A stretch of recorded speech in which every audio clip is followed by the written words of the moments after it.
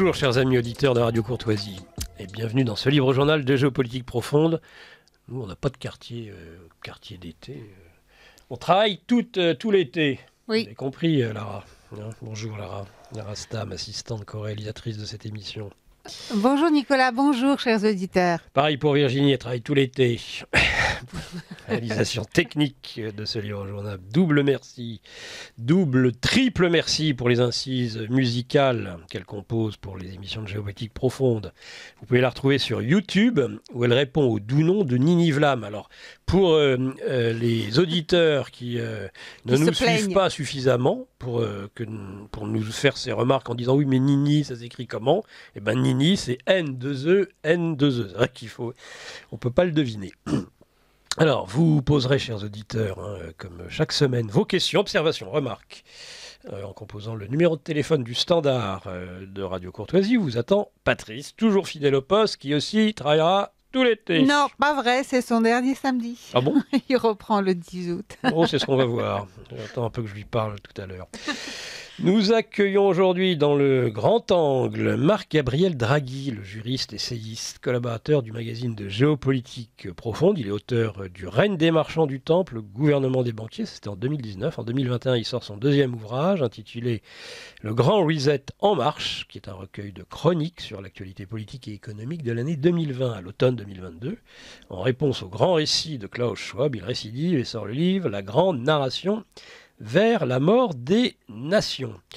Après la revue de presse, il travaillera lui aussi tout l'été. Raphaël Beslu, que je vois d'ailleurs déjà, il est fidèle au poste, il va écouter la revue de presse, c'est sûr. Il est le directeur de publication de Géopolitique Profonde et il fera son habituelle chronique. Une revue de presse de la fin des temps sans censure. Cette semaine, nous allons enfin pouvoir parler aujourd'hui, après 2 semaines de restrictions, de la situation post-électorale de notre pays. Nous avions laissé la semaine dernière avec Lucien Cerise sur une impression de chaos organisé. Il faut bien avouer que ce dernier semble bien se profiler à l'horizon à quelques jours maintenant de la cérémonie d'ouverture des JO prévue toujours pour l'instant vendredi 26 juillet. Allez, sans plus attendre, la revue de presse de la fin des temps, chers auditeurs.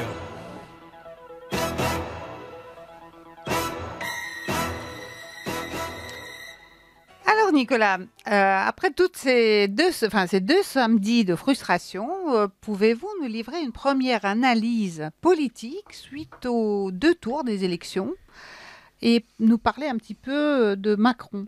Vous avez quitté, il y a en effet maintenant 2 semaines, enfin 3, sur les résultats des élections européennes, qui est donné un résultat des plus évidents, des plus clairs, des plus probants, consacrant le Rassemblement national comme la première puissance politique de ce pays, faisant plus du double de voix que la candidate d'Emmanuel Macron, la bien triste et Valérie Hayet. Un front de gauche qui se portait pas si mal, mais pas si bien que ça non plus. Donc il y avait un ordre, comme il y a des tiercés, pour ceux qui font des tiercés le dimanche. 1 RN, 2 le front de gauche, et puis 3 le parti du président. Et puis des très peu pour le reste, en particulier le LR qui semblait tendre à disparaître du paysage politique français. Oh surprise! Comme d'ailleurs le parti Reconquête d'Éric Zemmour. Alors, lorsque les élections législatives pointent le bout de leur nez, puisque le président il dissout pour des raisons qui restent encore assez inconnues, il nous écrit des courriers, des lettres, mais on aimerait savoir qu'il nous explique pourquoi il a dissous, et puis surtout, est-ce qu'il est content du résultat? Ça, par contre, on ne sait toujours pas ce qu'il pense du résultat. Est-ce qu'il est à la hauteur de ses attentes ou pas? Il y a beaucoup de choses qui l'agacent. C'est ce qu'on apprend par les médias mainstream. Oui, mais plutôt sur les réactions de ses amis, sur la façon dont aujourd'hui il se dispute la dépouille de l'ancienne majorité présidentielle. En tout cas, suite à cette dissolution, le premier tour des élections législatives tend à donner un résultat qui n'est pas si différent du résultat des élections européennes. avec même 2 points de plus pour le Rassemblement national, place de 31 à 33. Une majorité présidentielle qui n'est pas en grande forme, même si c'est quand même pas les 14% de Valérie Hayet. Et puis, ce qui n'avait pas été, semble-t-il, perçu par Emmanuel Macron, c'est cette constitution en moins de 48 heures d'un nouveau Front populaire, comme en 1936, pour répondre à la menace, on se rappelle, c'était le 6 février 34. Et il fallait répondre évidemment à la menace fasciste, ce fut 1936, avec le résultat somptueux que l'on sait, puisque c'est cette même assemblée du Front populaire qui vota en 1940, après la déroute, les pleins pouvoirs au maréchal Pétain. Voilà, une belle façon, en effet, de lutter contre l'extrême droite. Et à l'époque, c'était pas l'extrême droite, c'était le fascisme. L'extrême droite, c'est un peu les enfants des fascistes. Même si on peut traiter les gens d'extrême droite de fascistes. C'est très autorisé et même très conseillé dans la vie politique française aujourd'hui. Donc, cette constitution d'un bloc de gauche, c'est probablement ce qui va surprendre le plus Emmanuel Macron. À droite, par contre, il ne s'est pas trompé. Cette dissolution va fracturer, et cette fois-ci définitivement, et faire disparaître les Républicains de l'horizon. Ils ont même décidé, suite à ces élections, de changer de nom. Il y a donc ceux qui vont basculer du côté du Rassemblement national, derrière Éric Ciotti, et puis tous les autres, les caciques, les chapeaux à plumes, on les a appelés de différentes manières, qui eux vont rester très très proches de la majorité présidentielle. Ils s'appellent aujourd'hui droite républicaine. C'est aussi grâce à eux que nous avons cette situation aujourd'hui, donc on les en remercie. Ils n'ont pas hésité, comme Xavier Bertrand par exemple, a appelé à voter communiste. Et peut-être même, parfois, pourquoi pas LFI, tout était mieux que le Rassemblement national. Donc, premier tour à peu près équivalent à ce que nous avions vu avec les européennes. Second tour très différent, puisque se met en place, après le nouveau Front populaire au premier tour, se met en place le fameux Front républicain. Front contre front. Front républicain qui va porter ses fruits, au-delà même peut-être des espérances de leurs initiateurs, à tel point que nous allons inverser le tiercé. Ah oui, abracadabra, c'est ça, le scrutin uninominal majoritaire à 2 tours, qu'avait voulu le général de Gaulle, indéniablement. Ça n'a en effet rien à voir avec ce que la Grande-Bretagne peut connaître. Il y a eu des élections au même moment, vous avez pu voir. C'est un scrutin uninominal à 1 tour, c'est-à-dire que vous êtes en tête au premier tour, vous raflez la majorité des sièges de députés. C'est ce qui serait arrivé, d'ailleurs, s'il y avait eu un premier, puisque je crois que le Rassemblement national était arrivé en tête au soir du premier tour des élections de 2024. Sièges. Voilà, de 330 sièges. Donc une majorité absolue, suffisamment large, permettant de gouverner. Mais ça, c'est quand on veut que le Parlement gouverne. Quand la démocratie est parlementaire. Nous sommes sur une démocratie présidentielle ou semi-présidentielle. Une monarchie républicaine, appelez-le comme vous voulez, mais en tout cas la Ve République voulue par le général de Gaulle, c'est affaiblir, et pour cause, après la Troisième et la Quatrième République, affaiblir le Parlement, donc finalement faire un scrutin qui va nécessiter des alliances et faire des députés tout sauf des personnalités affirmées, mais au contraire des gens qui vont obéir et faire du Parlement une chambre d'enregistrement.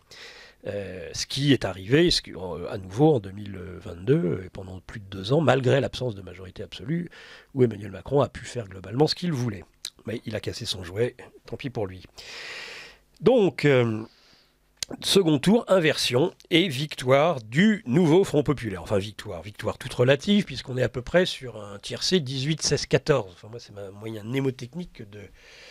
Vous savez, ma passion pour les nombres, de retenir à peu près 180 députés pour le nouveau Front populaire, 160 pour l'ex-majorité présidentielle et 140 à peu près pour le Rassemblement national.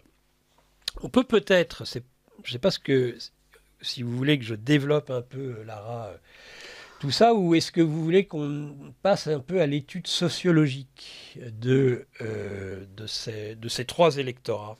Ah bah allez-y, une petite étude sociologique, pourquoi pas, simplement, n'oubliez pas le temps. Voilà. Vous n'êtes pas le maître des horloges, c'est moi. Allez-y. Bon. Allez-y, une petite Qui sont ces députés et que vont-ils faire de leur mandat de député? Non, c'est pas les députés qui m'intéressent. Hein. Vous n'avez pas écouté ce que j'ai dit. C'est pas les députés qui m'intéressent. Ce qui m'intéresse, c'est qui a voté. Ah, qui a voté, d'accord. Oui, qui a voté, qui a voté pour ces 3 blocs. Allons-y. Et donc, on a à ce moment-là un spécialiste du genre dont on parle souvent d'ailleurs, à juste titre, dans des émissions de radio courtoisie. C'est Jérôme Fourquet. Donc, il a fait un très bon article dans le Figaro, qu'on ne saurait trop vous conseiller. D'ailleurs, si vous ne voulez pas le lire pour vous user les yeux, vous pouvez même l'écouter, hein, c'est ça? Oui, tout à fait. Si vous allez sur le site du Figaro, vous pouvez même l'écouter. Voilà. J'essaie de vous faire participer, parce que j'ai l'impression que... Allez-y, mais je récupère aussi les questions des auditeurs, les réactions. D'accord. Alors, Jérôme Fourquet, le directeur du département opinion de l'IFOP. Il essaie d'expliquer sociologiquement ces 3 blocs qui sont constitués, parce que c'est quand même peu commun d'avoir 3 blocs. En général, une démocratie telle qu'elle était, telle qu'elle pouvait exister dans notre pays jusqu'à présent, il y avait ce qu'on appelait l'alternance. Ça a été l'époque... Pas l'époque dorée d'ailleurs, l'alternance, hein, parce que l'époque dorée, il n'y avait pas vraiment d'alternance, c'était le gaullisme, et puis la succession du gaullisme. Et on a commencé à connaître l'alternance en 1981 avec l'élection de François Mitterrand à la présidence de la République. Donc une alternance qui quitte à provoquer une rupture avec l'esprit de la Ve République qu'on a appelé la cohabitation, et ça elle a été initié par celui qui était censé être l'héritier du gaullisme, comme quoi. Et ça c'était évidemment Jacques Chirac. Donc... cette alternance entre une droite et une gauche simplifiait bien les choses, et puis est apparu ce 3e bloc qui normalement n'est censé être qu'un centre géométrique, ce qu'on appelle le centre. C'est quoi le centre? Le centre, c'est le point d'équilibre des différentes forces qui peuvent tirer dans tous les sens. Voilà, ce qui choque beaucoup à chaque fois que je le dis, que Vladimir Poutine est centriste. Bah oui, il est centriste en Russie, il n'est peut-être pas centriste en France, mais c'est un centriste en Russie, Vladimir Poutine, puisqu'il est à égale distance des ultranationalistes, des ultralibéraux et des ultra-conservateurs communistes ou réactionnaires, de ceux qui ont la nostalgie du communisme. Donc il est à la croisée de ces chemins. On dit qu'il faut arbitrer entre les différentes tours du Kremlin, c'est ce qu'il fait. Mais c'est tout à fait autre chose que l'extrême centre. C'est tout à fait autre chose que le centrisme théorisé par le banquier Rothschild, par Emmanuel Macron. Alors là, c'est une idéologie. Et c'est pour ça qu'on l'appelle extrême centre, parce qu'en fait, c'est un extrémisme. C'est peut-être même le dernier des grands extrémismes. C'est un mondialisme qui s'allie le temps d'une élection à des altermondialistes. C'est-à-dire le nouveau Front populaire, contre les nationalistes, contre ceux qui sont encore attachés au principe de souveraineté, au principe patriote. Alors, ces 3 blocs semblent correspondre à un type sociologique, électoral différent. Alors, Fourquet sort de son chapeau, c'est pas totalement... c'est assez habile de sa part. Un bouquin, dont il faut que je recherche là le nom. Si vous voulez pas m'aider, Lara, c'est pas grave. Hein. Je commente l'actualité sur Géopolitique Profonde TV tous les midis. Je vais demander à Raphaël de bien vouloir venir à ma rescousse. Allez, c'est David Goodhart, essayiste britannique, auteur de la distinction entre, excusez-moi, chers auditeurs, les nowhere et les somewhere. C'est un essai, c'est la tête, la main et le cœur. C'est intéressant d'ailleurs. Parce que normalement, c'est vrai que la tête, la main et le cœur, ça devrait travailler ensemble. Et bien là, ça ne travaille pas ensemble. La tête, ce serait justement cet extrême centre. Ils réfléchissent tellement d'ailleurs qu'ils en ont des angines des angines de tête. C'est ce que disait ma grand-tante. Si tu réfléchis trop, tu vas attraper froid à la tête. Il y a le cœur. Avant la cœur, la main. On peut opposer facilement, alors qu'on ne devrait justement pas l'opposer. La tête et la main. La main, c'est les manuels. Donc c'est bien sûr les sans diplôme, les gueux, les sans dents. Vous êtes reconnus. C'est les électeurs du Rassemblement national. Et puis le cœur. Le cœur. Alors le cœur, il n'a pas de capital autre que le capital culturel. C'est l'ensemble de ces professions qu'on retrouve, qui ont un capital culturel et pas économique, métier de la santé, du social, la culture, l'éducation. Voilà. Ils ont du cœur, à défaut d'avoir... Enfin, ils ont le cœur à gauche. C'est logique d'ailleurs d'avoir le cœur à gauche, entre nous, soit dit. Mais bon, voilà. Et donc ces 3 éléments ne marchent plus ensemble, ou sur certaines alliances, il peut y avoir certaines alliances de circonstances. D'ailleurs, c'est une des hypothèses de ce qui va suivre en France demain, où va s'allier, par exemple, sur des questions sociétales, la tête et le cœur. C'est-à-dire l'euthanasie.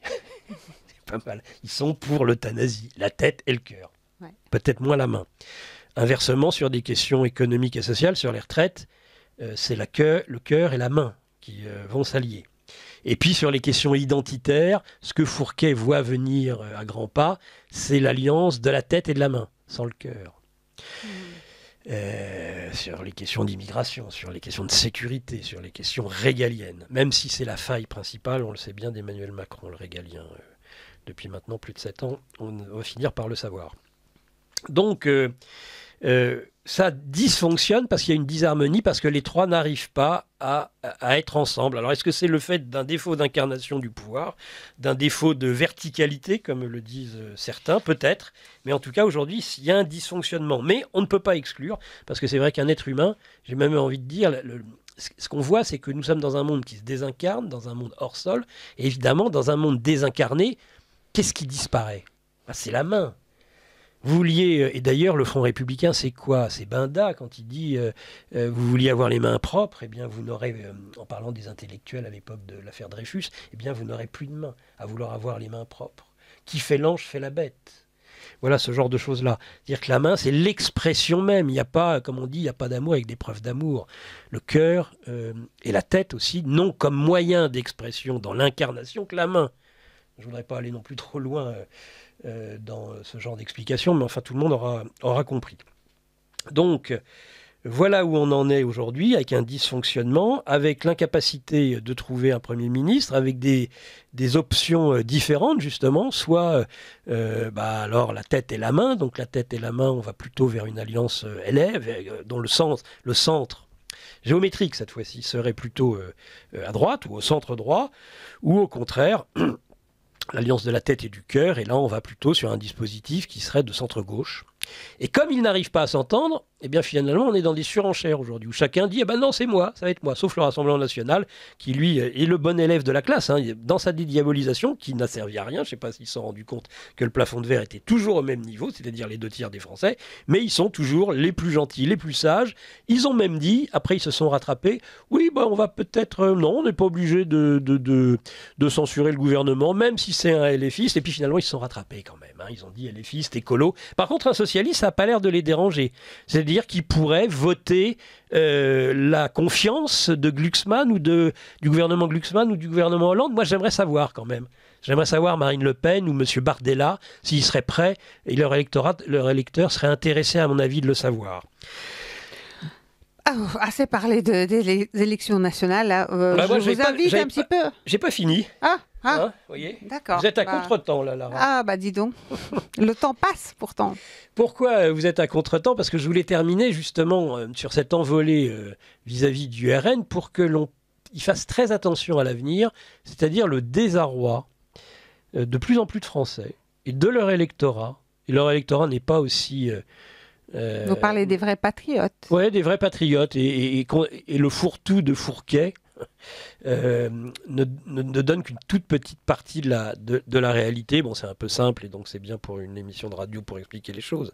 Mais en réalité, il y a quand même aujourd'hui des centaines de milliers de personnes, voire des millions de personnes, qui sont dans un profond désespoir parce qu'ils voient partir et disparaître irrémédiablement le pays qu'ils ont tant aimé.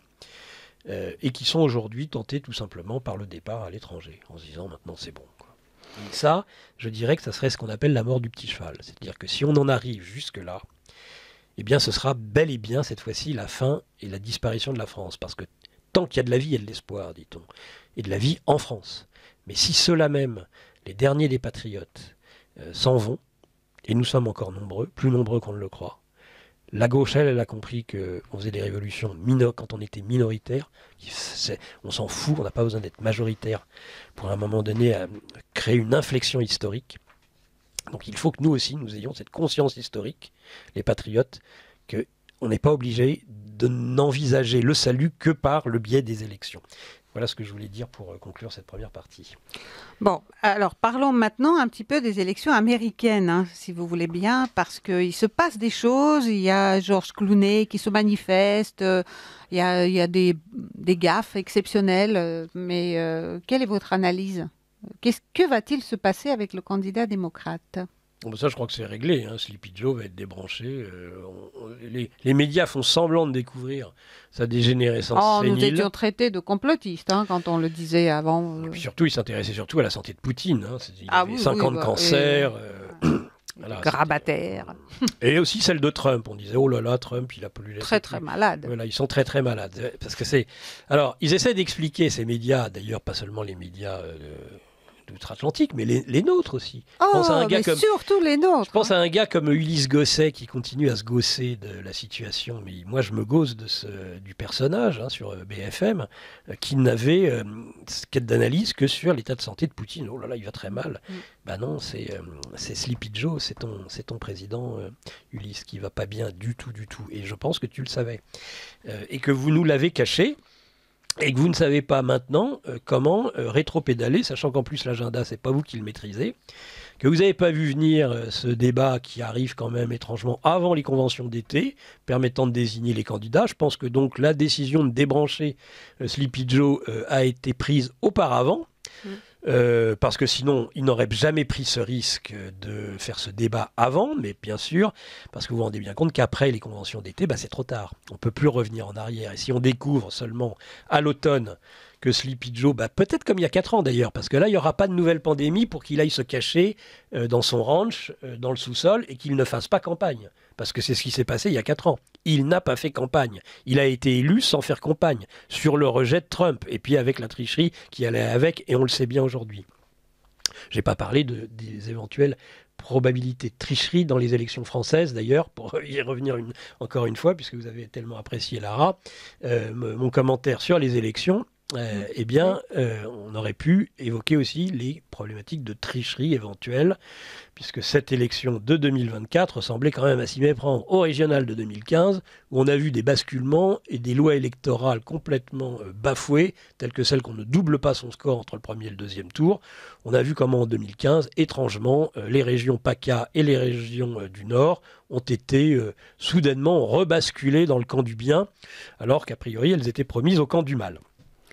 Vous savez, actuellement, ce qui inquiète aussi le Congrès et puis les candidats républicains, enfin le camp républicain, c'est l'omniprésence de 3 personnages au sein de la Maison-Blanche. C'est Anthony Bernala, qui est le secrétaire particulier de Jill Biden, et le chef de l'administration, Amy Tomassini, et Ashley Williams. Ces 3 personnes, avec Hunter Biden, semblent avoir eu tout le plein pouvoir de Biden pendant ce premier mandat. Vous y croyez à ça? Mais c'est ce qui est en train de sortir actuellement, parce qu'on sait que c'est pas depuis hier qu'il est dans son état, et que quelqu'un prenait des décisions. Mais on découvre ça. C'était des décisions de ces 3 personnes, paraît-il.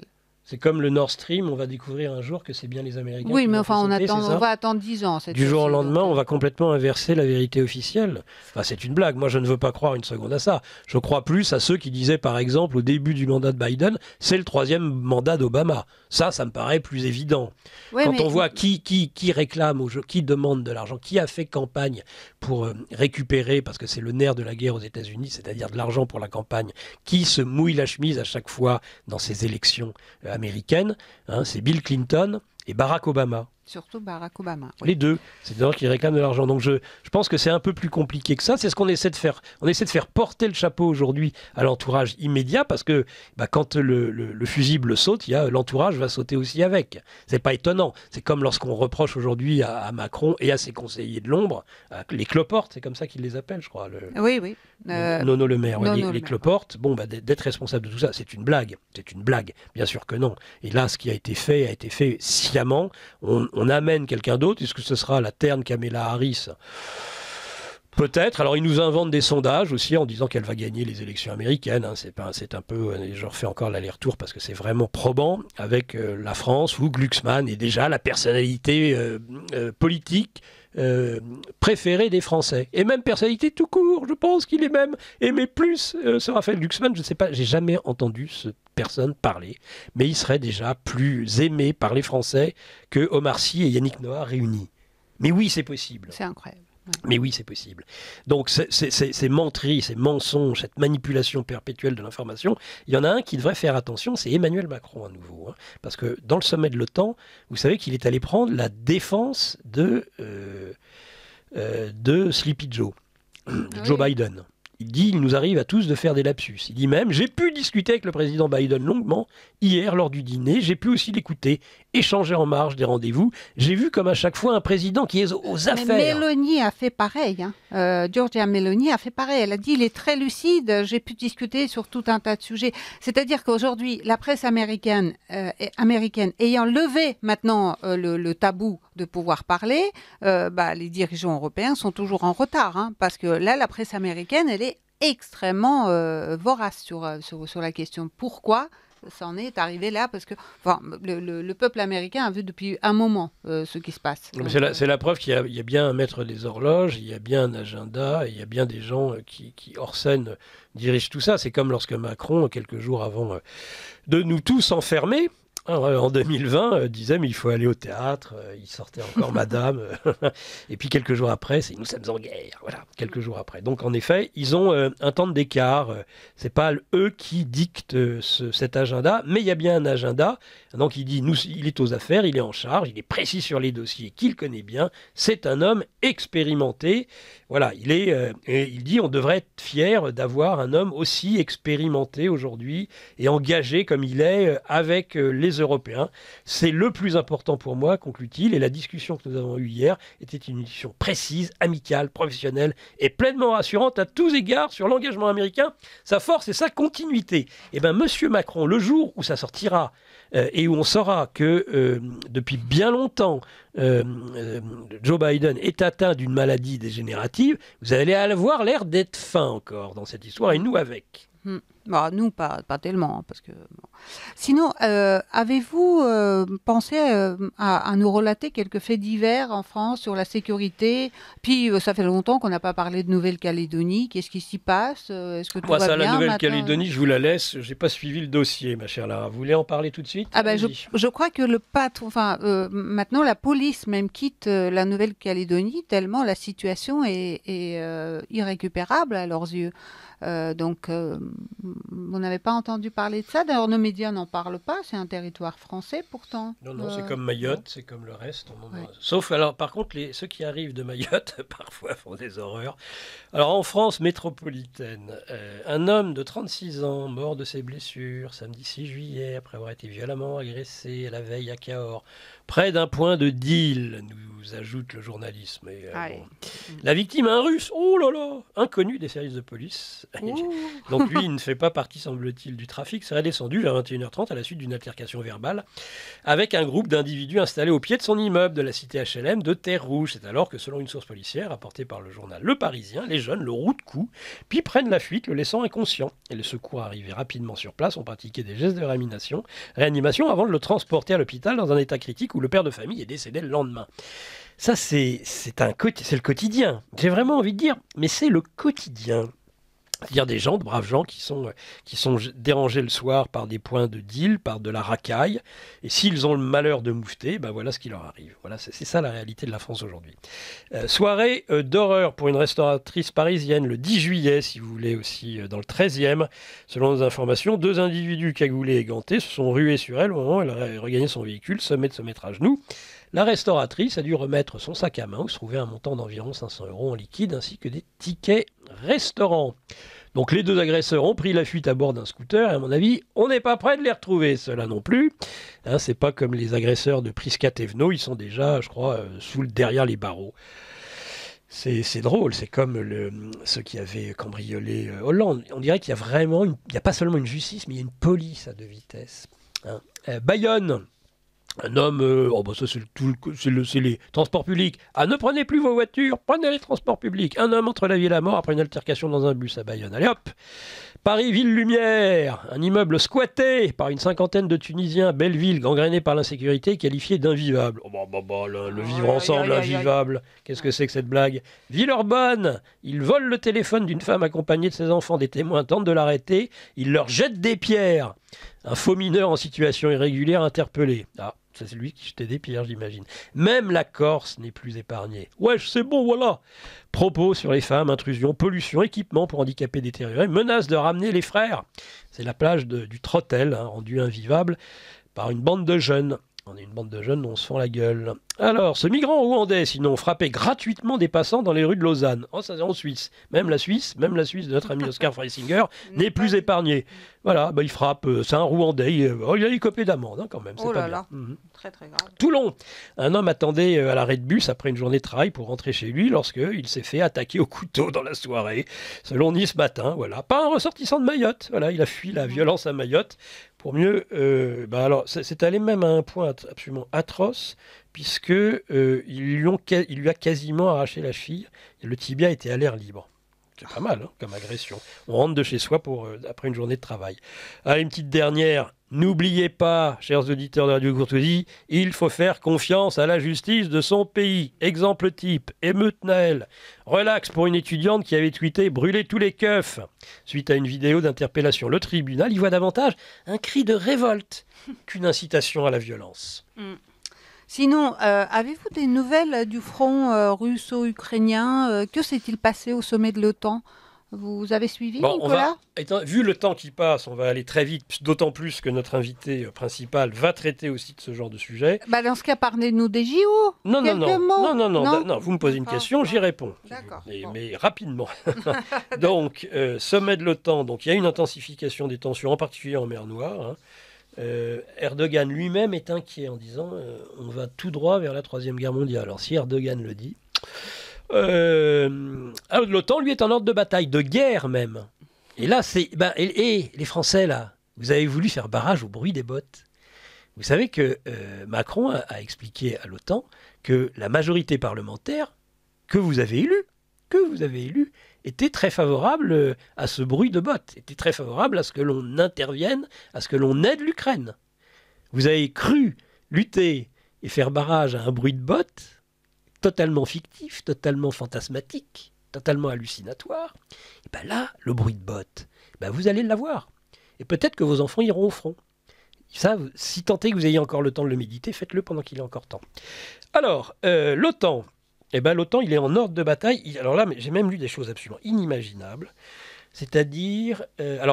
ce genre d'article, vous savez, au début, c'est la guerre, ça va être terrible, et puis ça finit, c'est des guerres hybrides, c'est des guerres informatiques. Bon, ça, c'est la méthode journalistique pour faire peur aux gens. On fait des titres vraiment très aguicheurs, et puis la réalité, petit à petit, plus vous lisez l'article, plus tout ça se dégonfle. Néanmoins, ce que j'ai vu, et je vais essayer de vous le retrouver très rapidement, tellement ça m'a surpris, c'est que tous ces pays qui sont limitrophes aujourd'hui de la Russie, sont en train de faire un petit peu comme sur la ligne de front dans le Donbass, par exemple, en posant à la limite des mines. Je crois que ça s'appelle des dents de dragon, c'est ça, Lara? Oui. Ce genre de processus de fortification défensive pour justement, en cas de déferlement, c'est-à-dire qu'on en est arrivé là. C'est pour le moins extrêmement surprenant. Vous voulez qu'on parle de quoi sinon? Avant les JO, l'art contemporain? Oh, dites-nous. Et les vitraux de Notre-Dame. Parce que c'est intéressant. Quand même, c'est un plaisir, un camouflet pour Macron. Donc ça, on s'en réjouit à chaque fois. Donc la Commission nationale du patrimoine et de l'architecture a voté à l'unanimité, même si c'est consultatif quand même, contre le projet du président de la République de remplacer certains vitraux du 19e siècle de la cathédrale par des baies contemporaines. Donc ça, c'est essentiel. Il avait fait vraiment des pieds et des mains avec Madame Macron. Pour la flèche. Alors non, ça c'était Madame. Ça c'était Madame la flèche. Voilà. Oui. Avec les petites boules à la base de la flèche. Mais là, non, là c'est vraiment les vitraux. Et donc les vitraux, ils considèrent, parce que de toute façon, je crois qu'il y a un texte international, c'est la Charte de Venise, qui a été adoptée en France en 1965, qui recommande de ne pas détruire un élément classé monument historique, comme ces vitraux, justement, du 19e siècle. Donc, même Monseigneur Ulrich a fait preuve d'un début de courage. Vous savez, l'archevêque de Paris. Au début, il était bien sûr en bon soliveau. Il allait dans le sens de Macron, et on va changer ses vitraux. Et puis voyant le vent tourner, vous savez, c'est souvent les gens comme ça, quand ils sentent le vent tourner, ils disent non, garde les anciens. Ah ben voilà, tout le monde est content. On finit sur les JO, c'est ça? Oui, les JO, quelques mots sur puis la baignade, la Seine, elle s'y prête? Nos petits baigneurs vont y aller ou pas? Et puis les forces armées, vous avez vu qu'il y a des militaires du Qatar aussi qui vont prêter main forte aux policiers français? Ils investissent, C'est ils investissent incroyable. au Paris Saint-Germain, maintenant ils Oui, investissent ça y est, dans la sécurité parisienne. La baignade, on ne sait pas, ça devrait être la semaine prochaine. Et puis il n'y a pas seulement Hidalgo, il devrait y avoir, moi je veux voir le préfet de police de Paris, Nunes, Macron, gens comme ça. Macron aussi. Macron il dit qu'il le ferait, mais là, il n'en parle plus lui. Ouais.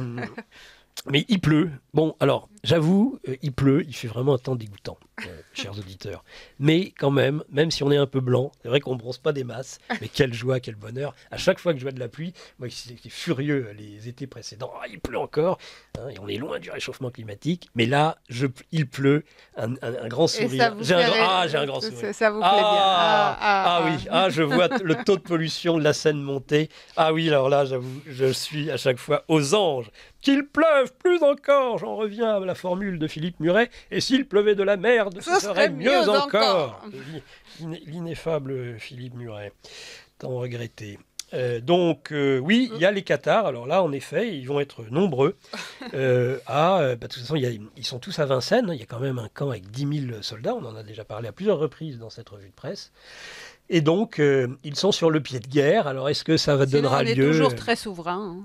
Voilà. Est-ce que ça va donner lieu à une révolution de couleur? Est-ce que quelque chose se prépare pour les JO? Ça va être une des grandes questions que nous allons poser à notre invité principal dans quelques minutes, c'est-à-dire Marc-Gabriel Draghi. Mais auparavant, et je crois qu'il a un petit jingle pour l'annoncer. Personnel. Notre Raphaël à nous, c'est pas Raphaël Glucksmann, c'est notre Raphaël, notre guérisseur, on rappelle l'archange Raphaël. Raphaël Beslu va nous faire sa chronique. Je rappelle que c'est le directeur de la publication du magazine de géopolitique profonde. Raphaël Beslu, qui est parmi nous dans ce libre journal de géopolitique profonde en direct durant l'été, et on travaillera tout l'été, quitte à faire des enregistrements, mais il n'y aura que du frais, que du nouveau. Pas de rediff, c'est interdit. Bonjour Raphaël. Bonjour Nicolas et bonjour à tous les auditeurs de Radio Courtoisie. Et bonjour Lara aussi, pardon. Bonjour Raphaël. On peut même dire bonjour à Virginie. Ça y est, c'est déjà fait, hors antenne. Très bien. Bon, alors Raphaël, votre chronique tant attendue cette semaine, qu'est-ce que ce sera? Alors, ce sera une chronique que je vais tâcher de faire courte, étant donné qu'il y a Marc-Gabriel Draghi qui va aborder des sujets qui sont très importants à rappeler et à développer avec l'actualité nationale et internationale. Cependant, nous pouvons aujourd'hui donc parler à nouveau des élections législatives et du paysage politique en France. Et il y a un document important qui a été donc publié, La vérité sur l'affaire Marion Maréchal. C'est un livre, un petit livret, un brûlot, comme diraient même certaines personnes, donc rédigé par Diane Ouvry. Diane Ouvry, donc, qui est une attachée de presse des éditions Ring, mais qui est aussi donc porte-parole du mouvement Reconquête. Un document a donc été envoyé lundi à tous les membres de Reconquête pour mettre au clair la grande affaire qui a été nommée par Éric Zemmour lui-même comme la trahison du siècle.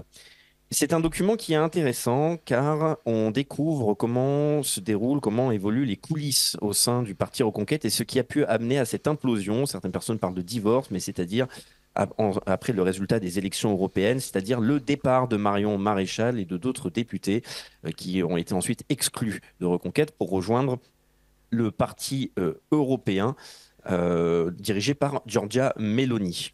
Donc c'est un document qui est intéressant et qui est assez clair, direct et assez accusateur. Je commencerai tout simplement par citer une phrase simple, c'est « Il s'agissait d'un putsch prémédité de longue date par pur opportunisme politicien ». On découvre dans ce document, selon le témoignage donc, de Diane Ouvry, que Marion Maréchal aurait donc prémédité cette trahison en interne. Je vous rappelle qu'il n'y a pas simplement une trahison dite électorale, il y a vraiment ce que l'on considère comme un sabotage profond du parti de Reconquête. Souvenez-vous du document publié par le Canard enchaîné qui expliquait qui accusait Marion Maréchal d'avoir vidé les caisses du parti Reconquête. Et c'est donc là quelque chose qui est confirmé par Diane Ouvry, mais qui n'accuse pas uniquement Marion Maréchal. On découvre à travers ce document qu'il y a une trahison de grande ampleur qui a été mise en place non pas uniquement par Marion Maréchal, mais orchestrée et influencée par le Rassemblement national. Le Rassemblement national qui aurait donc réussi à la fois à saboter le parti d'Éric Zemmour, mais aussi de pouvoir écarter Marion Maréchal. Donc on va traiter de ces informations rapidement, je vais vous donner les éléments les plus importants.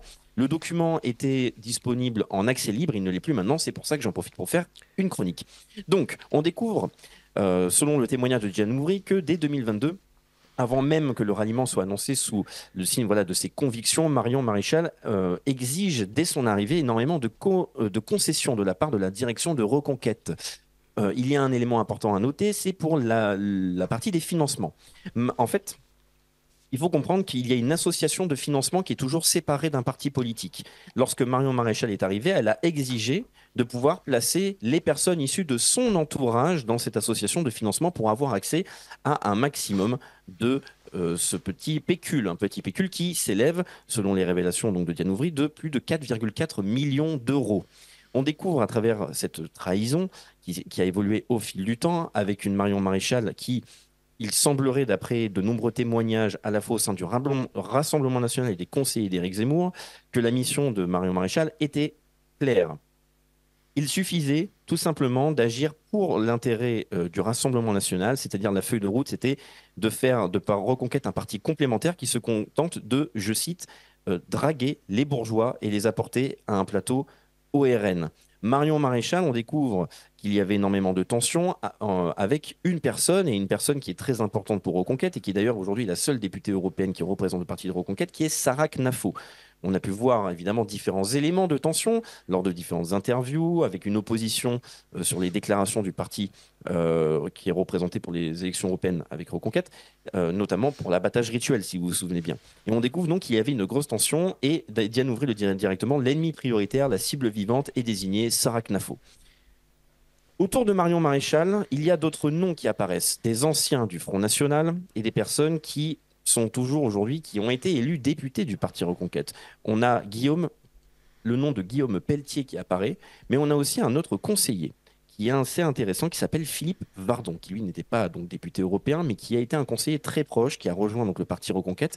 Et on découvre que Philippe Vardon, qui, je vous le rappelle, si vous n'êtes pas au courant, donc a quitté le Rassemblement national et a créé un compte assez polémique qui s'appelle RN Confidentiel, un compte qui était utilisé pour, semble-t-il, selon les dires du compte RN Confidentiel, de révéler toutes les faces cachées et sombres du Rassemblement national. Et ce Philippe Vardon, eh bien, il s'en est mis plein les poches. C'est ce que nous révèle Diane Ouvry, avec plusieurs dizaines de milliers d'euros qui ont été facturés en un mois. Il se faisait facturer plusieurs milliers d'euros par jour en tant que conseiller. Et Marion Maréchal, en utilisant ces différents personnages, a pu créer une coalition pour à la fois diffuser ses propres idées pour créer son parti, je vous le rappelle, qui était La France Fière, ramener un maximum d'électeurs, tenter de séduire le Rassemblement national en espérant, après les élections européennes, pouvoir créer la fameuse Union des droites. Je vous rappelle qu'Éric Zemmour parlait de trahison du siècle et Éric Zemmour appelait à cette fameuse union. Et on ne savait pas trop comment se positionner quand on écoutait à la fois le témoignage de Marion Maréchal en même temps d'Éric Zemmour. C'est-à-dire,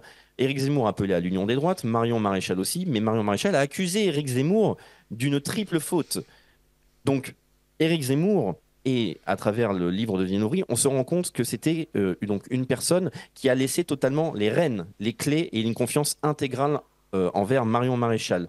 Donner l'intégralité du temps de parole, donner accès à l'intégralité du financement, donner accès ainsi à tous les contacts, devenir l'image du parti, pour à la fin avoir une Marion Maréchal qui décide contre la volonté d'Éric Zemmour, sans même qu'Éric Zemmour soit au courant, de contacter donc Jordan Bardella pour proposer une union avec Marion Maréchal et les personnes autour d'elle qui ont été élues aux élections européennes, c'est-à-dire par exemple Guillaume Pelletier.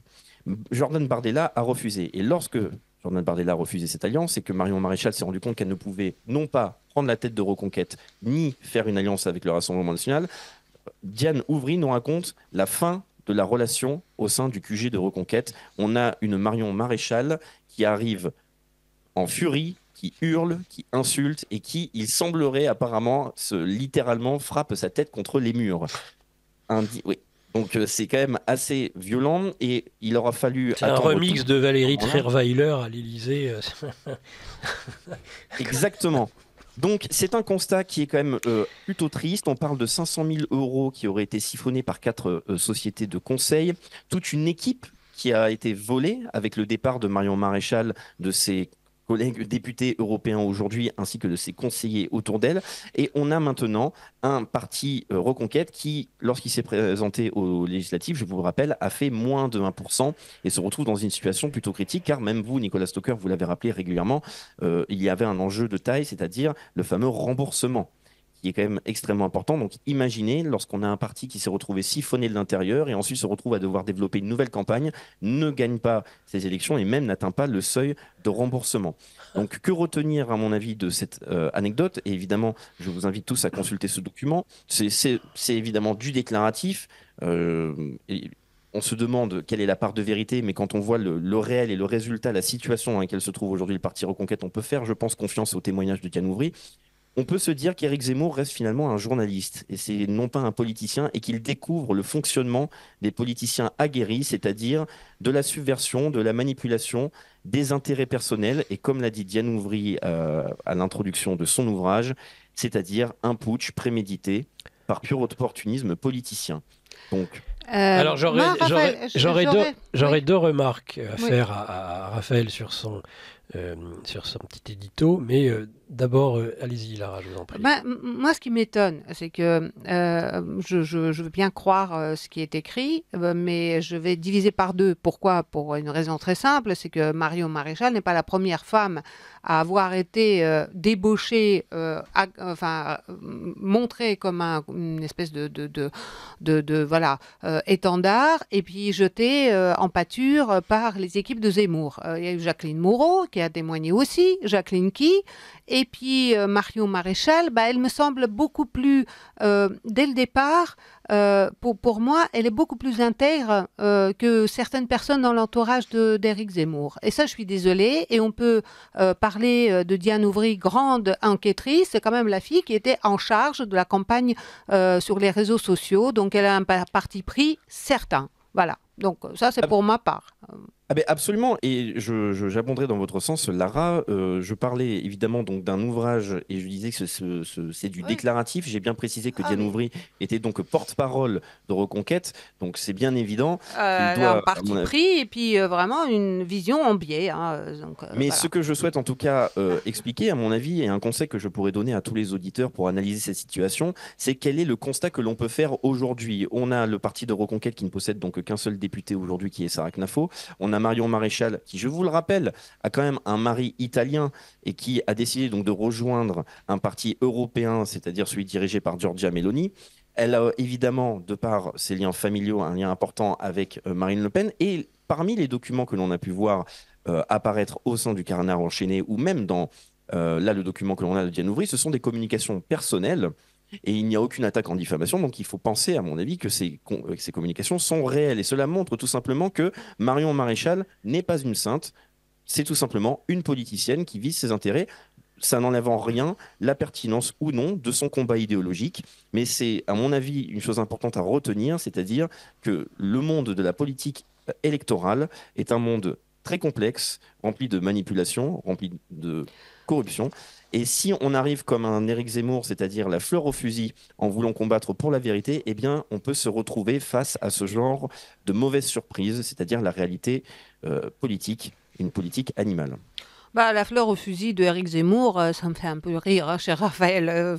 C'est pas contre vous, mais pour ma part, la campagne qui est lancée par les équipes d'Éric Zemmour aujourd'hui contre la seule figure, à mon sens, des patriotes qui était, elle était sortie de politique, il est allé la chercher, il a voulu absolument qu'elle fasse campagne, derrière elle fait campagne, il dit c'est pas elle qui a gagné, c'est Reconquête. On a vu la preuve avec les législatives, ce que vaut Reconquête sans Marion Maréchal. Donc ça c'est mon avis. Mais par contre, oui, on peut imaginer que c'est un journaliste. Alors, je rajouterai un dernier élément pour, encore une fois, abonder dans votre sens. Moi, je reste neutre sur cette histoire, c'est que c'est un retour de bâton aussi, je pense, peut-être mérité pour Éric Zemmour, car il faut se souvenir lors des élections présidentielles, ce qu'a décidé de faire Éric Zemmour en se lançant en politique, c'est-à-dire de lancer son propre parti, qui a donc été une sorte de, on peut l'observer comme ça, je pense, objectivement, une manière de saboter l'électorat de Marine Le Pen. Donc, pour moi, encore une fois, c'est-à-dire la politique politicienne ne m'intéresse pas dans la démarche de vérité et d'efficacité sur le terrain pour essayer de sauver la France. J'observe simplement, voilà, les hommes et leurs humanités, les manipulations internes, et chacun prend son petit retour de bâton. Merci Raphaël. C'était exposer cette situation, car le document n'est plus en accès libre. Ouais. J'espère que ça intéressera nos auditeurs. Mais merci Raphaël, mais de toute façon, on est bombardé de messages. Ce que vous dites, ce dont vous avez parlé, mais j'ai dû le recevoir par 10 canaux différents, dont 3 de Radio Courtoisie. Donc vous savez, il y a une campagne actuellement. Une auditrice. Quoi ? Zemmour s'est fait plumer ? J'y crois pas, je suis sceptique, très sceptique. Ils se mangent entre eux avant de nous bouffer. Formidable. C'est quand même un éditorialiste qui a toujours refusé de venir sur Radio Courtoisie car pas payé. Alors, dis donc. Bon, Nicolas est toujours aussi critique, nous dit cet auditeur, avec le RN, et fait preuve d'indulgence avec Reconquête. Alors là, cet auditeur m'écoute rarement. Il serait intéressant de commenter aussi là il est méchant, les brillants résultats de messieurs Asselineau et monsieur Zemmour lors de ces dernières élections européennes ou législatives. Mais enfin, cher auditeur, alors là, vraiment, je ne vois pas de quoi vous parler. Il y a d'autres auditeurs. Qu'est-ce qui nous... Bon, on verra si on a le temps après. Moi, j'ai 2 remarques sur l'édito de Raphaël qui ne nécessite pas de réaction parce qu'après, il faut vraiment qu'on passe à Marc Gabriel sur ce que vous avez dit. La première, c'est que, en tout cas, quand vous dites que Marion Maréchal était là pour ramener les bourgeois et que c'était son rôle au Rassemblement national, ça va dans le sens et la cible de, j'en ai perdu le lien de ce que disait Fourquet sur justement la sociologie. Il expliquait que 6% des électeurs, tenez-vous bien, du Rassemblement national s'appelaient Jordan, Kevin et autres, des prénoms à consonance anglo-américaine. Donc ça veut dire, vous vous rendez compte dire quand on est jeune, on regarde des séries télévisées américaines et après, on vote Rassemblement national. Ça c'est drôle, j'ai trouvé ça très drôle. Et en effet, Marion, c'est vraiment la Marie, tout ça. C'est toute cette petite bourgeoisie et qui va voter et qu'on ramène au bercail. Enfin, s'il reste qu'1%, Eric. Hein. Et puis, c'est autre chose, parce que je pense que globalement, c'est d'abord une histoire de querelle de femmes. Et j'ai un conseil à donner à Éric Zemmour, il faut arbitrer quand il y a plusieurs femmes comme ça, parce que sinon, ça se termine toujours mal. Un conseil de lecture, Éric Zemmour, c'est un gars un peu barré, c'est vrai. Il pense qu'il a des conversations avec Dieu. C'est le titre d'ailleurs de son livre. Neil Donald Walsh, Conversation avec Dieu. Et il paraît qu'à un moment donné, Dieu dit à Neil Donald Walsh, dans ta vie, autant de femmes que tu veux, mais jamais 2 en même temps. Voilà, jamais 2 en même temps. Donc Éric Zemmour médite Neil Donald Walsh, Conversation avec Dieu. Et donc j'espère que cet auditeur a vu que je ne suis pas spécialement tendre avec le président de Reconquête. Bon. C'est le moment d'arriver au grand angle, je crois. Oui.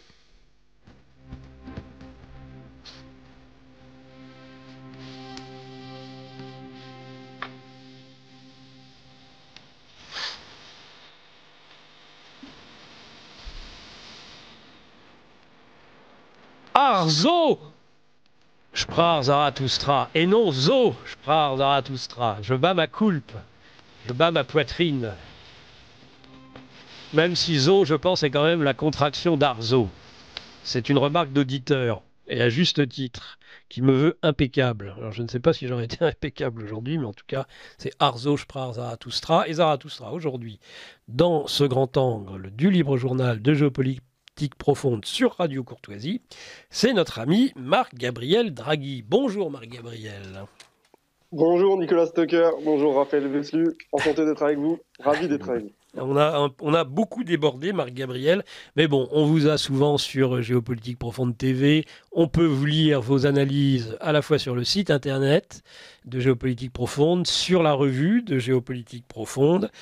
On vous invite, et on adore vous inviter, je tiens à le dire, dans ces émissions de Radio Courtoisie. Vous allez pouvoir développer, approfondir finalement, je pense, un certain nombre de choses que j'ai pu dire, que nous avons pu dire avec Lara et avec Raphaël, avec votre expertise, votre angle de vue. Vous faites partie de ces pépites qu'ont découvert en partie, même si vous existiez déjà, mais ils vous ont regroupé des gens comme Plaquevent ou comme vous et d'autres.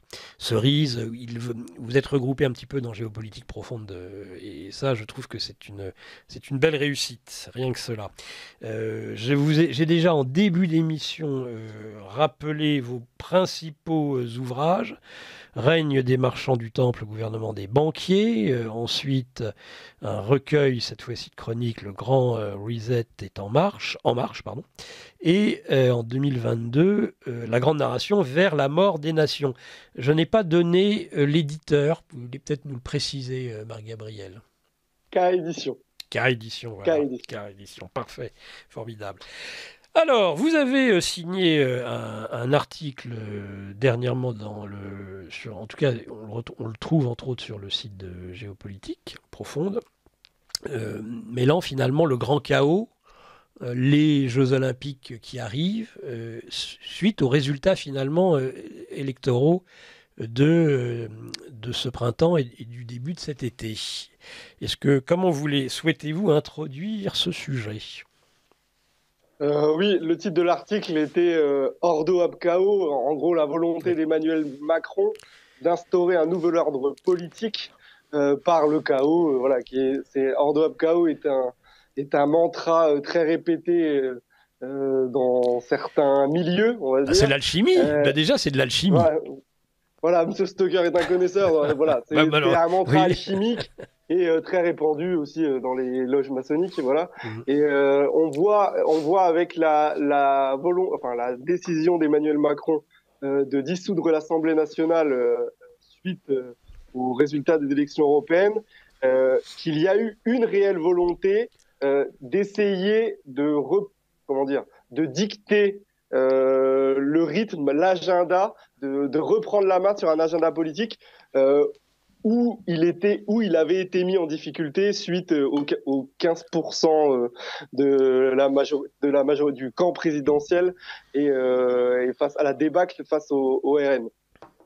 Et donc en fait, le but de cet article, c'était un peu de faire de la prospective sur l'été qui vient. Alors vous l'avez dit, un été très très froid et très pluvieux, mais nous sommes en été depuis presque 2-3 semaines. Ouais. Et cet été 2024, alors je l'ai beaucoup dit sur votre antenne, on en a déjà parlé avec vous, Nicolas, mais la grande bascule, ce fameux basculement politique qui aurait dû intervenir en 2022 à l'occasion du début du conflit en Ukraine, a été fortement ralenti et en tout cas ne s'est pas passé réellement de manière concrète au niveau des institutions politiques et au niveau de l'agenda politique. Et il semblerait que l'année 2024 et l'été 2024 soit un moment charnière dans justement le déroulement de l'agenda 2030. Alors, je le rappelle... Alors, expliquez-nous, voilà, posez-nous les fondements de votre analyse. Marc-Gabriel, si vous voulez bien, un agenda 2030 et, semble-t-il, un retard par rapport à cet agenda qui nécessiterait maintenant une accélération. On vous écoute sur ces points. C'est exactement ça. Donc, la grande réinitialisation qui avait été proclamée en 2020 s'était déroulée de manière efficace et efficiente pendant 2 ans, on va dire jusqu'à l'étape 2 qui était le conflit et la guerre en Ukraine. Il y a eu un ralentissement qui a été concret et marqué à l'occasion de l'étape 2 et de la réélection d'Emmanuel Macron, où en fait on a vu qu'il avait eu juste une majorité simple à l'Assemblée Et il y a plusieurs choses qui, du coup, sont devenues caduques, notamment le fameux pass sanitaire, pass vaccinal, qui est devenu caduc le 31 juillet 2022 et qui a marqué un échec dans le développement de l'agenda 2030. L'agenda 2030, en fait, c'est l'agenda politique qui vise à mettre en œuvre la grande réinitialisation et, en gros, pour faire simple, inaugurer la 4e révolution industrielle, c'est-à-dire l'ensemble du corpus politico-économique développé par Klaus Schwab dans un livre de 2016, qui est en fait le programme politique réel du Forum économique de Davos. Donc, ça fait 2 ans, donc de 2022 à 2024, que l'on patine. Et là, avec la dissolution de l'Assemblée nationale, évidemment, on peut considérer que c'est un aveu de faiblesse de la part d'Emmanuel Macron ou une réelle volonté démocratique, puisqu'il a voulu que les Français retournent aux urnes. Marc Gabriel, juste un instant, mais est-ce que vous ne croyez pas que le résultat des élections européennes, quand même, est un désaveu cinglant, justement, de cet agenda dans le vote principal des Français, justement? C'est clairement un désaveu cinglant, sauf que, il faut le dire, il y a ce que j'appelle la petite politique et la grande politique. Le Rassemblement national, le succès du Rassemblement national est indéniable, notamment aux élections européennes. Sauf qu'on l'a vu, le Rassemblement national, et vous avez parlé de Giorgia Meloni, Marion Maréchal avec Raphaël, c'est soumis sur toutes les grandes questions de la grande politique. Vous avez évoqué le sommet de l'OTAN, le soutien à l'Ukraine, la soumission au narratif de guerre envers la Russie, et même pour certains partis nationalistes, la soumission à l'agenda migratoire, sur toutes les grandes questions. Alors, je ne mets pas le Rassemblement national sur la question migratoire, puisque pour l'instant, ils essaient de se comporter correctement, mais sur toutes les grandes questions, et je l'ai dit sur le pass vaccinal, pass vaccinal, pass sanitaire, le Rassemblement national avait avalisé, ou en tout cas n'avait pas montré une grande hostilité à des mesures qui étaient totalement liberticides et qui rentraient justement dans la mise en œuvre de cet agenda. Donc le succès aux élections européennes du RN est indéniable. Il témoigne d'une vague de fond, presque d'un sentiment de déclassement du peuple français qui souhaite ne pas mourir. En fait, le vote RN, c'est de dire au pouvoir profond, nous sommes encore là et nous allons essayer de nous battre avec les moyens que l'on nous donne. Alors pour l'instant, ça se résume aux élections. Et ça, Macron en a pris compte, mais je pense que la dissolution, d'ailleurs, c'est le père Jean-Michel Macron qui a fait des déclarations et qui a dit que la dissolution était vraisemblablement prévue de longue date, en tout cas de plusieurs semaines, plusieurs mois. La dissolution, vraisemblablement, n'a pas été décidée au soir de la victoire, au soir du 9 juin. Il y a une volonté réelle d'instaurer un climat d'instabilité, donc de chaos, d'instabilité politique, et on le voit actuellement, rien que sur la question du Premier ministre, et il y a une volonté presque de proclamer la déliquescence du régime politique actuel pour le faire passer, le faire glisser vers autre chose. Et c'est ça, en fait, le sujet de l'article.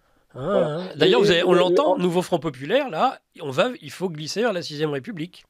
C'est vrai. C'est exactement ça. Alors, d'un point de vue constitutionnel, est-ce qu'on va sur un passage de la 5e à la 6e personne ne peut savoir. Mais en tout cas, il y a une réelle volonté de presque consacrer la mort de la 5e. Vous, Monsieur Stoker, qui est quand même vous avez fait d'ailleurs un remarquable cours de sciences politiques et de droit constitutionnel en parlant de régime semi-présidentiel.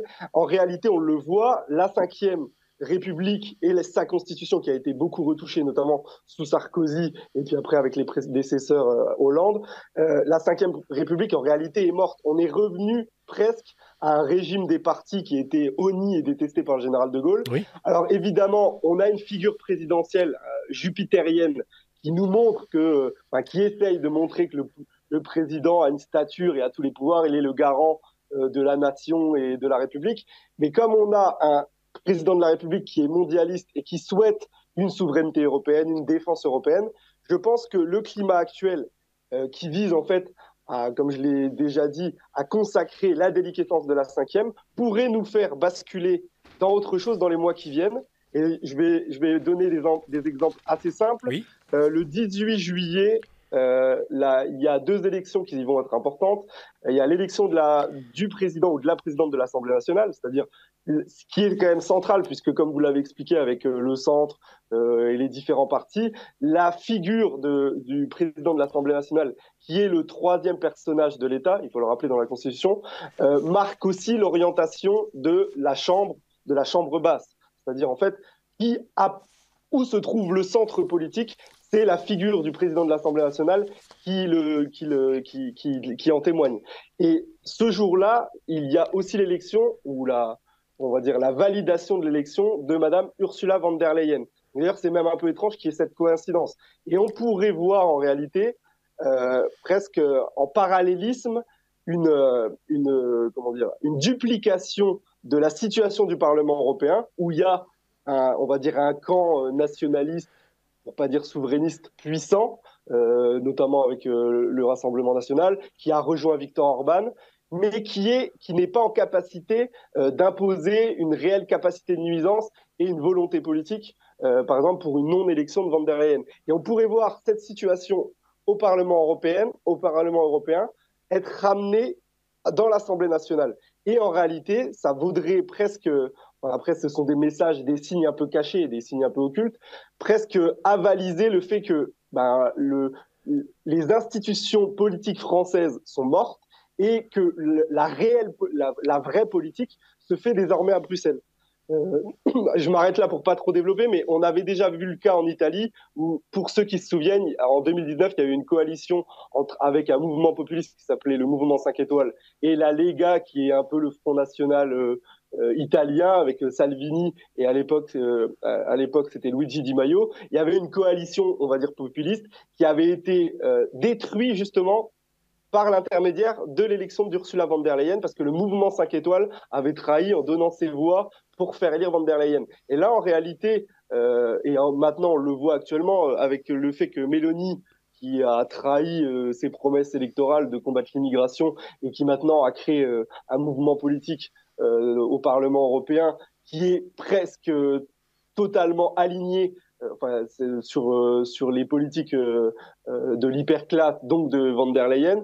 On pourrait voir en réalité en France, au sein même de notre Assemblée nationale, une assemblée déjà qui n'a véritablement plus de pouvoir, puisque nous ne sommes pas non plus dans la 4e République. Et en fait, on voit bien que le président Emmanuel Macron va jouer sur le fantôme de la 5e, c'est-à-dire je suis le président tout-puissant et il ne faut pas que le Parlement joue son rôle de Parlement. On va être dans cet entre-deux et justement, ça va bénéficier à un agenda de glissement politique qui pourrait acter, on va dire, la mort institutionnelle de la politique française au profit de la grande politique européenne, qui est en fait la politique de vassalisation du continent européen vers l'empire anglo-américain. Mais alors, Marc-Gabriel Draghi, pour le moment, on assiste à une situation de blocage complet, et on ne sait pas du tout comment on va sortir de ce blocage entre ceux qui veulent une majorité ou une minorité importante, en tout cas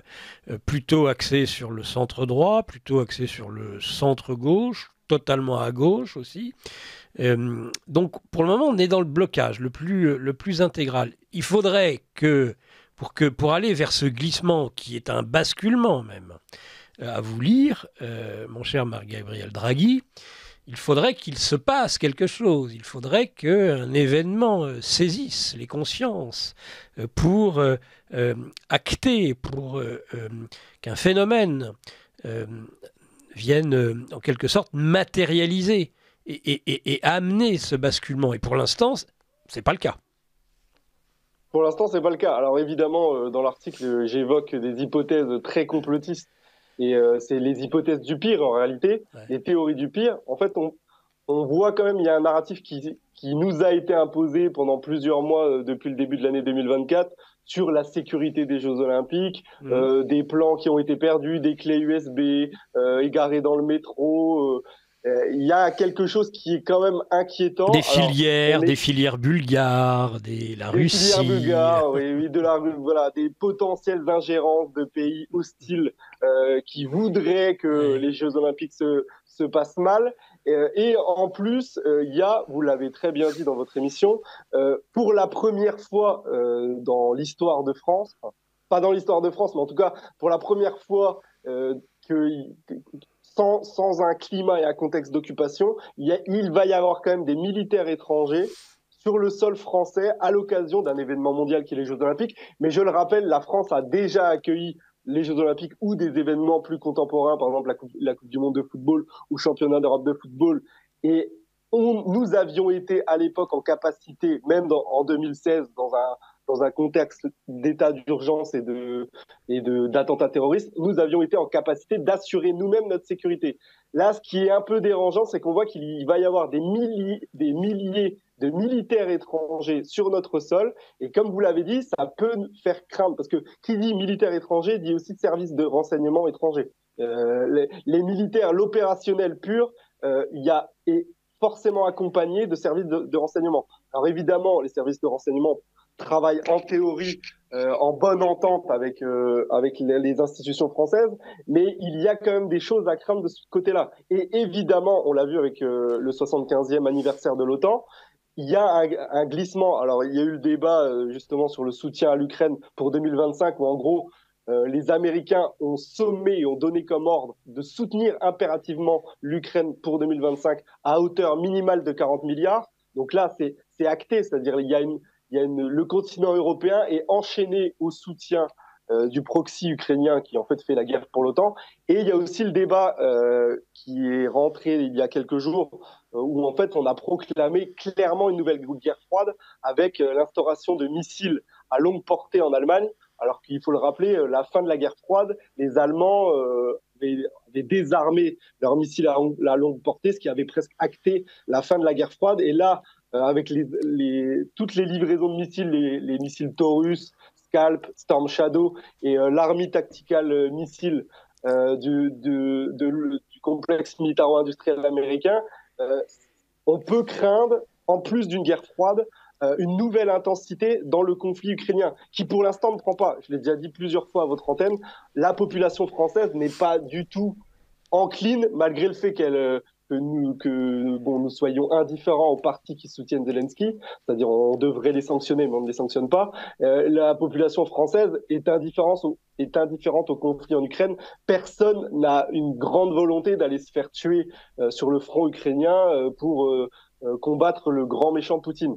Alors, il y a d'un point de vue une instabilité interne, un grand événement de sidération interne qui pourrait arriver avec un attentat terroriste, qui serait un grand événement de sidération et qui pourrait permettre aussi de lancer une grande purge. Je vous dis n'importe quoi, mais s'il y a un attentat avec une couleur russo-iranienne, et on nous dit, ben voilà, ça a été une volonté de déstabiliser la France, ça pourrait être aussi l'occasion pour un pouvoir politique comme Emmanuel Macron, qui bénéficie de toutes les grandes institutions en France, le Conseil constitutionnel, le Conseil d'État, qui n'avait pas censuré et qui avait acté la fin et la mort de l'état de droit à l'occasion du pass sanitaire et du pass vaccinal. S'il y avait une volonté d'Emmanuel Macron, en plus dans un climat de blocage des institutions, vous l'avez très bien rappelé, de renforcer son pouvoir en prenant en main les pouvoirs exceptionnels via l'article 16, c'est totalement possible.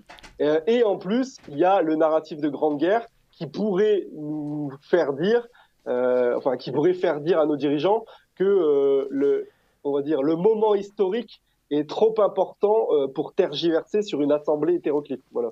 Donc, il est à craindre dans les mois et les semaines à venir un événement qui pourrait, comme en mars 2020, le fameux « Nous sommes en guerre », Nicolas, vous l'avez rappelé en début d'émission, oui.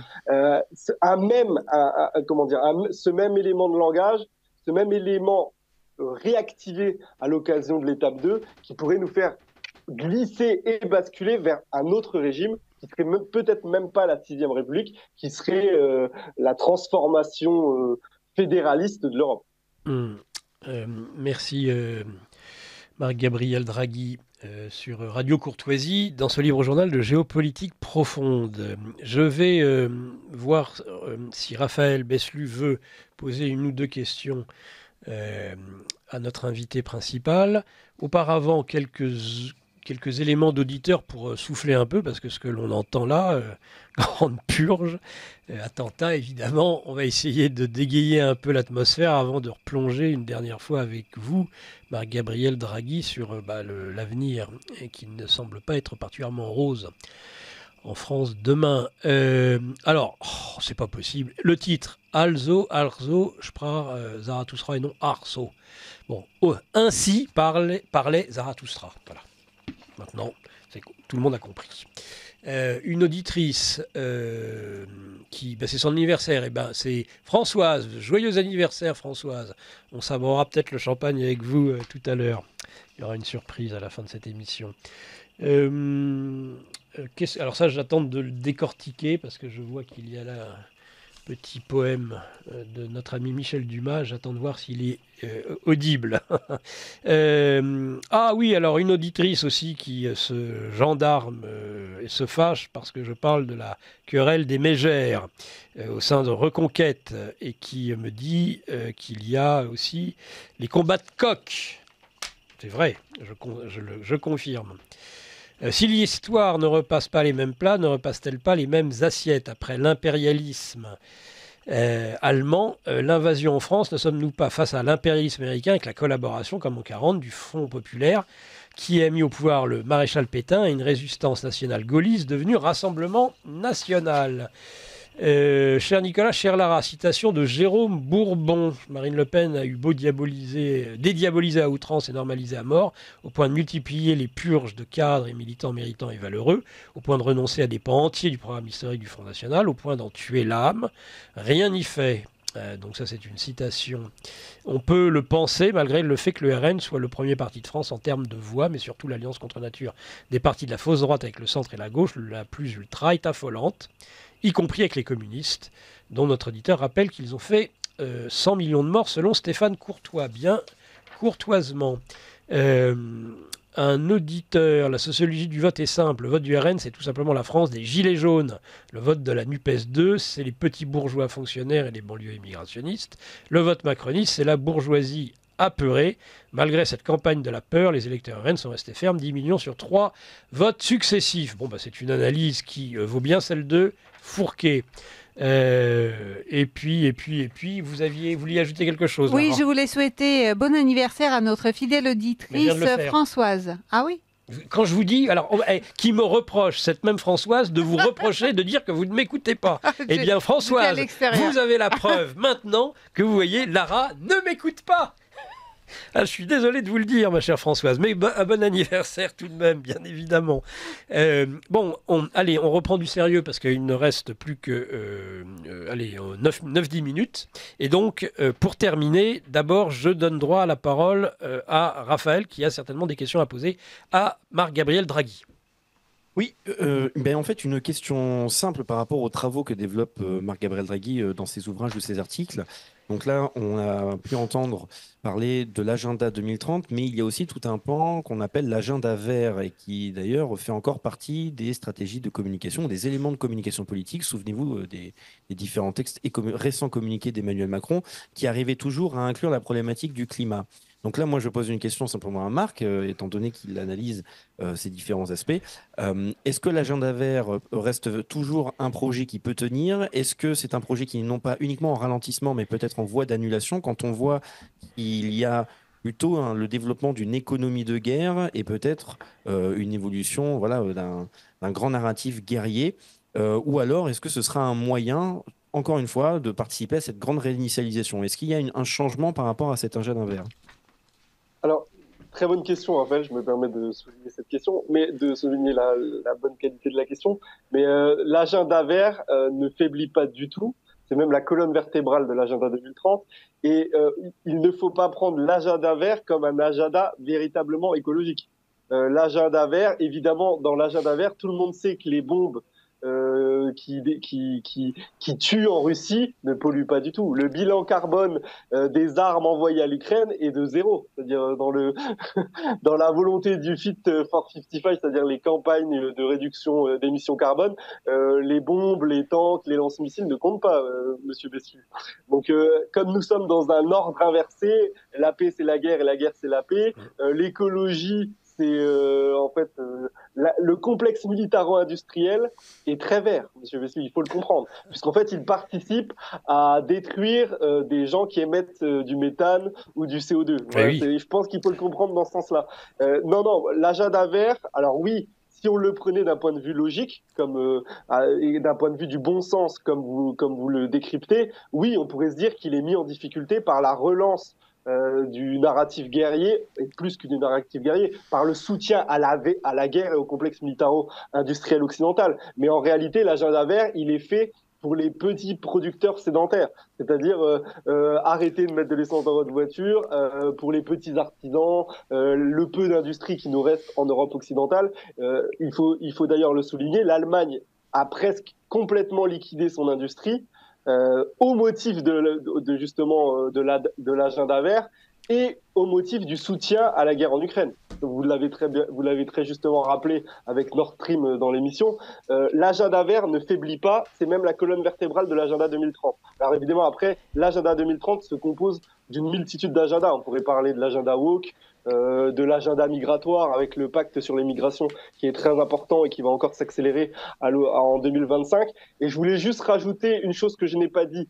Pourquoi l'article 16 n'est pas délirant? Alors tout ce que je dis, ce sont des hypothèses, ce n'est pas ce qui va se passer. Seul Dieu sait ce qui se passera et c'est un programme politique. Les gens qui souhaitent mettre en œuvre ce programme politique se croient, je le dis souvent, comme des hommes-dieux, les fameux Homo Deus de Harari, mais ce n'est pas du tout ce qui va se passer. Ils poussent à ce programme et à cet agenda politique. C'est pour ça qu'il faut garder espoir et qu'il faut continuer à lutter, d'ailleurs, via la formation, parce qu'en fait, la censure et le contrôle de la formation est en échec. Et d'ailleurs, il faut louer des médias comme Radio Courtoisie, Géopolitique Profonde et tous les médias alternatifs, puisque nous faisons, par votre et notre travail, on ralentit tout simplement l'agenda. Voilà. Et ce que je voulais dire, c'est l'article 16, la mise en œuvre de l'article 16 n'est pas du tout délirante. Et il y a des signes comme quoi dans les mois à venir, alors pas dans 2-3 semaines, pas forcément à l'occasion des JO, mais dans les mois à venir, il pourrait y avoir une mise en œuvre de l'article 16. Par exemple, s'il y avait des nouvelles émeutes de banlieue, par exemple des émeutes d'Antifa qui réclament la mise au pouvoir d'un Premier ministre NFP. Ça pourrait arriver puisqu'on voit déjà un peu un narratif arriver dans ce sens.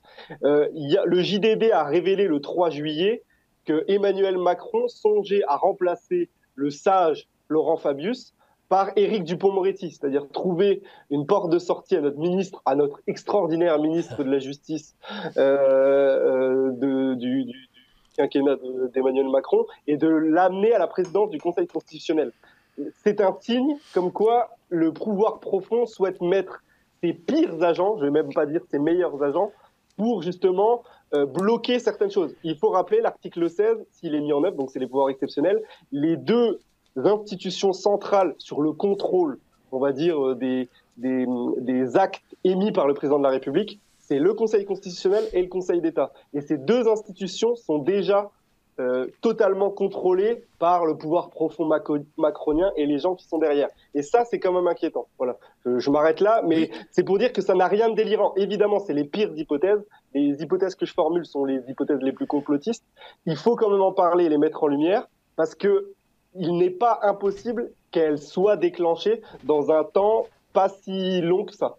Eh bien, on prend date, Marc-Gabriel Draghi, on prend date, et au moins, on ne pourra pas dire qu'on aura été pris par surprise. Et nous le disons depuis un certain temps déjà sur Radio Courtoisie, en particulier dans ce libre journal de Géopolitique Profonde, dans Géopolitique Profonde, que ce soit le magazine, que ce soit GPTV.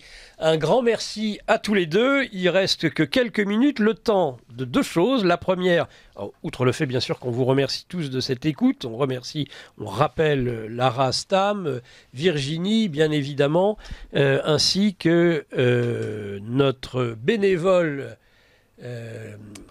Patrice préféré, parce que je confonds dans ma tête, Patrice et Pascal sont sur la même étagère, voyez-vous.